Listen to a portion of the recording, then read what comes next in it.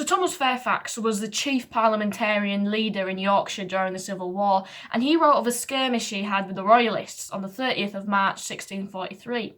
By his own admission, it was a terrible defeat, the worst that they'd experienced up to that point. Now, unfortunately, Fairfax's account is the only one which survives, and he says it happened on Seacroft Moor. Well, Seacroft Moor doesn't exist, but this isn't too much of a problem because we do still know the most likely location of the battle. So let's look at this part of Yorkshire's hidden history. Churches, battles, kings and queens, factories and big machines, castles, forts and in-betweens are stories that are told.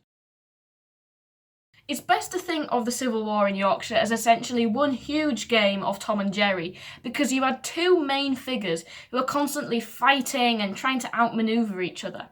One was Sir Thomas Fairfax, who led the Parliamentarians, and the other was William Cavendish, the Earl of Newcastle, who led the Royalists. Another important figure is Fairfax's father, Lord Ferdinando Fairfax.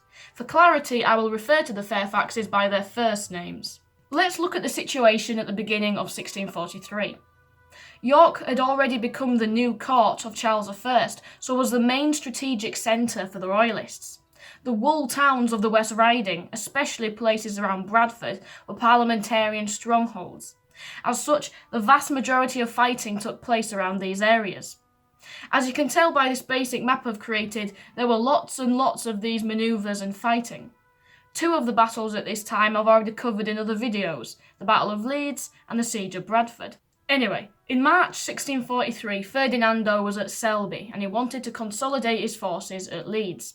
This was due to Queen Henrietta Maria, Charles I's wife, landing on the Yorkshire coast, bringing a number of weapons, soldiers and wealth to the Royalist armies.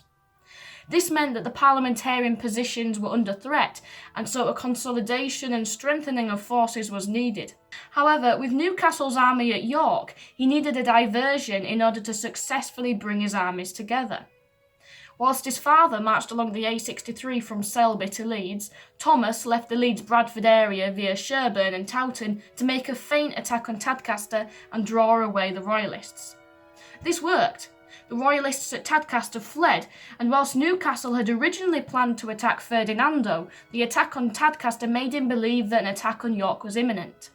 He sent cavalry led by Lieutenant General George Goring to sort Thomas out. Now, having successfully distracted the Royalists away from his father, Thomas could quite easily and safely retire back to Leeds. But instead, he decided to stay in Tadcaster for a few hours to destroy the defences. Unfortunately, when he began his withdrawal, Royalist forces were already coming after him. Although he had potentially the same number of men, around 1,000, the vast majority of Thomas's forces were called clubmen, which were essentially peasants armed with whatever weapons they could find. In contrast to Goring's cavalry, they would have stood no chance. This map from 1775 gives a good indication of what the area would have looked back then, with Tadcaster circled in red. Goring's forces crossed the River Wharfe at a place called Thorpe Arch and advanced on Tadcaster, whilst Thomas's foot soldiers retreated over Bramham Moor. Thomas's own account tells us that I stayed with the horse to interrupt the enemy's passage in those narrow lanes that lead up to the moor. Here was much firing at one another, but in regard of their great numbers as they advanced, we were forced to give way, yet had gained by it sufficient time for the foot to have been out of danger. So Thomas was halting the advance of the cavalry whilst waiting for his infantry to get a good distance, but imagine his shock when he starts to retreat his own forces and he realises that his infantry haven't gone back to Leeds, they've just stayed where they were on the moor. Thomas writes, "When we came up to the moor again, I found them where I left them, which troubled me much, the enemy being close upon us, and a great plain yet to go over. So we marched the foot in 2 divisions and the horse in the rear. The enemy followed about 2 musket shot from us, in 3 good bodies, but made no attempt upon us. And thus we got well over this open campaign to some enclosures, beyond which was another moor, less than the other." Now this section is crucial to finding the location of the battle, but that'll come later. For the moment though, his infantry had reached an area of enclosed fields and they'd begin to think themselves safe, so naturally they started going into the local houses and presumably pubs to try and find drink. Fairfax says it was an exceedingly hot day. However, suddenly the Royalist troops came upon them. Thomas continues, "The enemy got another way as soon as we into the moor, and when we had almost passed this plain also, they seeing us in some disorder, charged us both in flank and rear.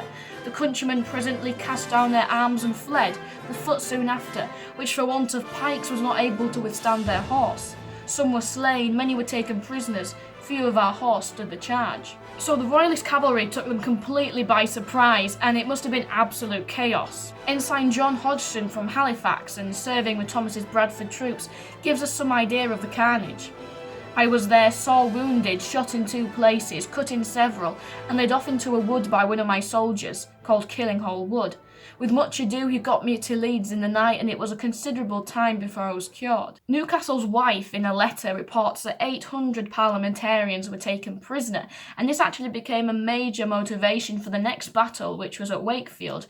It was one where the parliamentarians attacked Wakefield to capture royalist prisoners, which they could then exchange for the ones they'd lost at Seacroft. We're unsure of the number of dead, but it must be somewhere in the hundreds. And I contend that this battle is actually more significant than it's usually given credit for. It marked a humiliating defeat for the parliamentarians, which contributed to their lessening power and influence in the area. Okay, so time to look at the location of the battle. Consensus holds that the battle took place in the fields around Seacroft and Winmore, and for once, I don't have a problem with this. It corresponds well with the surviving account, especially with the reference to there being 2 moors and a great plain in between. However, until someone digs up some artifacts, we can't be certain about the location. Thomas wasn't from the local area, and it is wise to give some leeway to his account. I also don't think we can establish the location of the houses where the soldiers went, and although some have suggested Kiddle or Thorner, I believe we simply don't have enough information. It would of course be fantastic to have a proper archaeological survey of the area. I'm in no doubt that they'd dig up some fascinating bones and weapons and etc. Thanks for watching, and I hope to see you again soon.